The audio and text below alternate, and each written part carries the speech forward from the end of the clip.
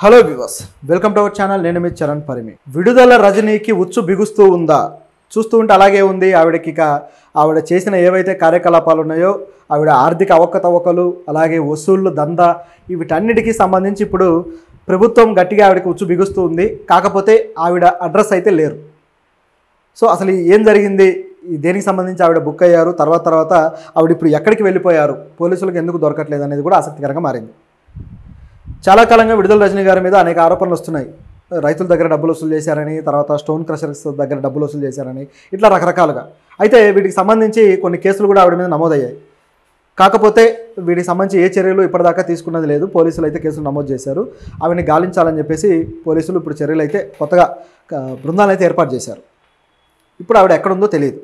ఈవిడే కాదు, నిజానికి గత కొద్ది కాలంగా వైసీపీ నేతలు గతంలో వాళ్ళు చేసిన దందాలు కావచ్చు, అలాగే టీడీపీని ఇబ్బంది పెట్టిన సంఘటనలు కావచ్చు, వీటన్నిటికీ సంబంధించి చాలా కేసులు నమోదవుతూ వస్తున్నాయి. మనకి ఇవన్నీ తెలిసినవే. దీంట్లో భాగంగా వాళ్ళ మీద ఎవరి మీద అయితే కేసులు నమోదయ్యారో వాళ్ళందరూ కూడా అబ్స్కాండ్ అవుతూ వెళ్ళిపోయారు. కొడాలి నాని కావచ్చు, వల్లభనేని వంశీ కావచ్చు, చివరికి మొన్నటిదాకా నందిగం సురేష్ ఆయన కూడా అబ్స్కాండ్ అయ్యి చివరికి దొరికాడు, అరెస్ట్ అయ్యాడు. అదేవిధంగా జోగి రమేష్. సో ఈ విధంగా వీళ్ళు మిస్ అవుతున్నారు, చివరికి దొరుకుతూ ఉన్నారు. కొంతమంది అయితే ఇప్పటికీ కూడా అండర్గ్రౌండ్కి వెళ్ళిపోయి ఇక కనిపించట్లా, ఎక్కడున్నారో తెలియదు. రకరకాల వాదనలు అయితే వస్తున్నాయి. కొంతమంది అమెరికా వెళ్ళిపోయారని, వల్లభనేని లాంటి వాళ్ళు, కొంతమంది అయితే బెంగళూరులో ఎక్కడో తలదాచుకున్నారని, ఇట్లా రకరకాలుగా. ఇదంతా ఒక ఎత్తు అయితే, విడుదల రజనీ గారిది మరో ఎత్తు.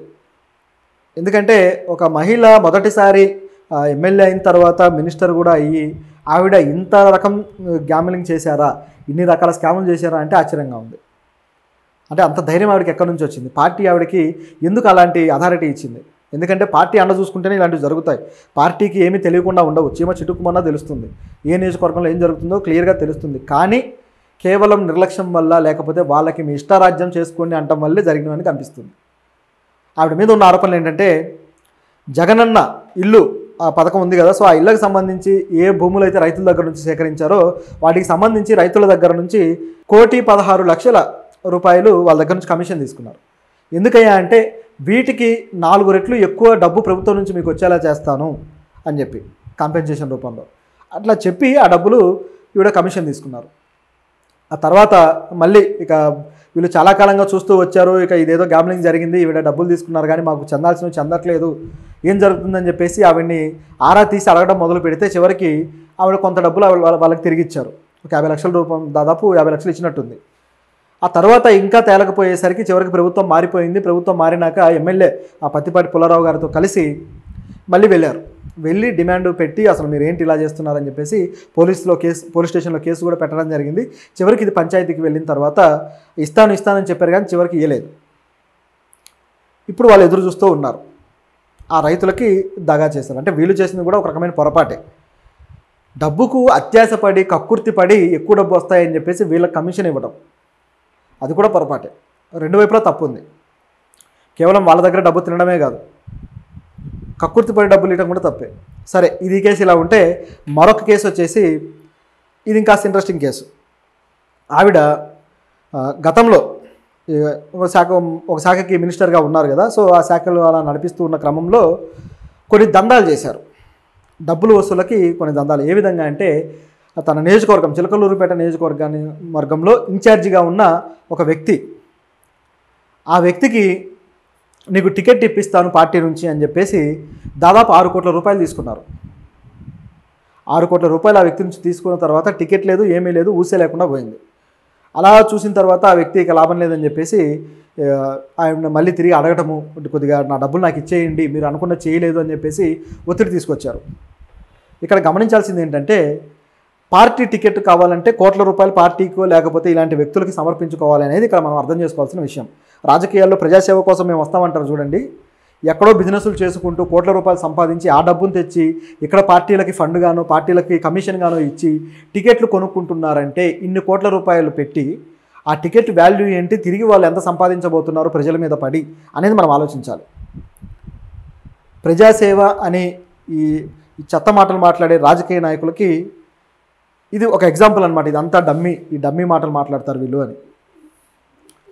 సో ఇక్కడ ఆయన 6 కోట్లు సమర్పించుకోవడం ఎంత దుర్మార్గమైన పని అంటే, ప్రజల నుంచి దోచుకోవడానికి ఆయన ముందుగానే ఒక కమిషన్ అనమాట.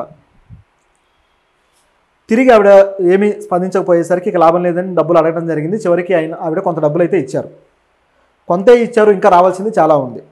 సో దాంతో ఆయనకి ఏం చేయాలో అర్థం కాలేదు, అడిగి అలసిపోయాడు. చివరికి పార్టీ కూడా మారిపోయాడు. పార్టీ మొత్తానికి ఈ పార్టీ ఓడిపోవడం జరిగింది. ఆయనేమో ఇన్ఛార్జి పార్టీ మారిపోయాడు. ఇప్పుడు టీడీపీలో ఉన్నాడు. టీడీపీలో ఉండి ఇప్పుడు పార్టీ అధికారంలో ఉంది కాబట్టి వీళ్ళ ఇన్ఫ్లుయెన్స్ ఉపయోగించుకొని ఆ మిగతా డబ్బును ఆమె నుంచి రాబట్టుకోవడానికి పావులు పరుచుకుంటూ వెళ్ళాడు. అయితే ఆవిడ ఆయనకు దొరకలేదు. కమ్యూనికేట్ చేయడానికి కూడా దొరకకుండా అబ్స్కాండ్ అయిపోయారు. అంత భయపడుతూ, అంత అబ్స్కాండ్ అవుతూ, అంత దాక్కుంటూ బతికేనా? ప్రజల్లోకి సేవ చేస్తామని వచ్చి ప్రజాప్రతినిధులుగా ఉండి ప్రజలు కనపడితే వాళ్ళకు దండాలు పెట్టి వాళ్ళ చేత తిరిగి నమస్కారాలు పెట్టించుకొని గౌరవాలు పొంది మర్యాదలు పొంది ఇన్ని చేసిన వ్యక్తులు ఈరోజు దొంగల్లాగా దాక్కుంటున్నారంటే ఎంత నీచమైన దిగజారుడు స్థాయికి వెళ్ళిపోయింది వీళ్ళ పరిస్థితి. ఎందుకు ఇలా తమకు తామే చేసుకున్నారు? సో ఇది చాలా బాధాకరమైన విషయం చెప్పాలంటే. రాజకీయ వ్యవస్థ ఎలా ఉంది అనే దానికి ఇది ఒక ఎగ్జాంపుల్.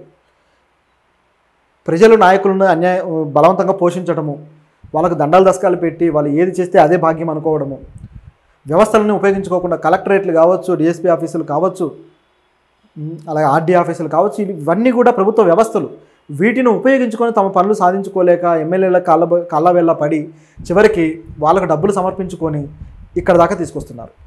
ఈ తర్వాత వచ్చేసి మరొకటి, చిలకలూరుపేటలో స్టోన్ క్రషర్స్, కొంతమంది స్టోన్ క్రషింగ్ బిజినెస్ ఉంటుంది కదా. సో ఈ బిజినెస్లు పెట్టిన వాళ్ళ దగ్గరికి వెళ్ళి మాకు డబ్బులు ఇవ్వండి అని చెప్పేసి బేరాలు, 5 కోట్లు ఇవ్వండి, ఇట్లా 1 కోటి రూపాయలు ఇవ్వండి, ఈ విధంగా. సో ఇట్లా బేరాలు ఆడితే మేము అంత ఇచ్చుకోలేము అని చెప్పేసి వాళ్ళు చెప్పడము. చివరికి అట్లా ఇట్లా తెగి ఒక 50 లక్షలకు వచ్చింది బేరం. వచ్చిన తర్వాత అంటే ఒకవేళ మీరు కానీ ఇవ్వకపోతే మీ మీద కేసు నమోదు చేయబడుతుంది, మీరు అక్రమంగా పర్యావరణానికి వినాశనం కలిగిస్తున్నారని చెప్పేసి కేసు నమోదు చేస్తాము, డిఎస్పీ ఆఫీసు నుంచి వస్తారు అని చెప్పేసి బెదిరించారు. అన్నట్టుగానే కొంతమంది ఆఫీసర్లను ఉపయోగించుకొని బెదిరింపులు కూడా ఎదుర్కొన్నారు వీళ్ళు. ఆ తరువాత ఇక డబ్బులు బేరానికి వచ్చిన తర్వాత, ఆ బేరం కుదిరిన తర్వాత వీళ్ళు డబ్బులు సమర్పించడం జరిగింది. ఇప్పుడు ఆ డబ్బులు కూడా అతిగతి లేవు. సో ఈ విధంగా బెదిరింపులకు అంటే దౌర్జన్యం అనమాట, డబ్బులు ఇస్తావా లేదా. ఇవన్నీ చేశాక ఇప్పుడు ఆవిడ పోలీసులు వెతుకుతున్నారని తెలిసేసి కనపడకుండా పోయారు. ఎక్కడ ఉన్నారో తెలియదు, ఆమెను వెతుకుతూ ఉన్నారు పోలీసులు. మిగతా నాయకుల్లాగే ఈవిడ కూడా ఒక సేఫ్ ప్లేస్ ఏదో చూసే ఉంటాడు జగనన్న. ఎందుకంటే వాళ్ళు కూడా ఆయన కనుసన్నలో నడిచిన వాళ్ళే, వాళ్ళందరూ కూడా పవన్ కళ్యాణ్ చంద్రబాబును తిట్టడానికి నోరు పారేసుకున్న వాళ్ళే. అంటే ఇదేదో టీడీపీకి అనుకూలమైన వార్త లాంటిది కాదు. నేను చెప్పింది ఏంటంటే గతంలో వీళ్ళు చేసిన పొరపాట్లకి ఇప్పుడు మూల్యం చెల్లించుకుంటున్నారు కాబట్టి ఆ తేడా ఏంటనే చెప్తున్నాం. వాళ్ళు చేసిన పొరపాట్లు ఏంటి, ఇప్పుడు చెల్లించుకునే మూల్యం ఏంటి. ఏ పార్టీ వాళ్ళు చేసినా తప్పే. ఇప్పుడు టీడీపీ నాయకుడే ఆ రేప్ కేసులో అరెస్ట్ అయ్యాడు. చివరికి ఏమైంది, ఆయన మీద కేసు నమోదు చేశారు, ఆయన బయటికి పంపించేశారు, పార్టీ ఆయన బయటికి పంపించింది. ఈ విధంగా ఏ పార్టీ వాడైనా సరే, నిజానికి ఆ రేప్ కేసులో కూడా ముందుగానే ఆ మహిళ లోకేష్ దాకా తీసుకువెళ్తే ఆయన స్పందించలేదు. ఇప్పుడు దీనికి ఏమనాలి? నాయకులు అంటే వాళ్ళ కింద ఉన్న నాయకులు కొద్దిగా ఓట్లు వస్తాయి అనుకుంటే చాలు, వీళ్ళని చూసి జనాలు ఓట్లు గుద్దుతారు అనుకుంటే వాళ్ళు ఎటువంటి వ్యక్తి అయినా సరే వాళ్ళ నైతిక విలువలు కానీ వాళ్ళ ఉన్న చరిత్ర కానీ ఏమీ చూడరు. ఇంకా వాళ్ళకే పట్టం కడతారు అన్నీ. చివరికి జనాలు అన్యాయం అయిపోతారు ఈ విధంగా. సో అది ఇక్కడ జరుగుతున్న రాజకీయం. మొత్తానికి విడుదల రజనీ గారు దొరికితే తప్ప ఇంకా ఏమేం చేశారనే బయటికి రావు. సో ఈ నాయకుల దుస్థితిని చూసి ప్రజలైతే రాజకీయ చైతన్యాన్ని కలిగించుకోవడానికి ఇది ఒక మంచి అవకాశం. ఏ నాయకుడు ఏ తప్పు చేస్తున్నాడు,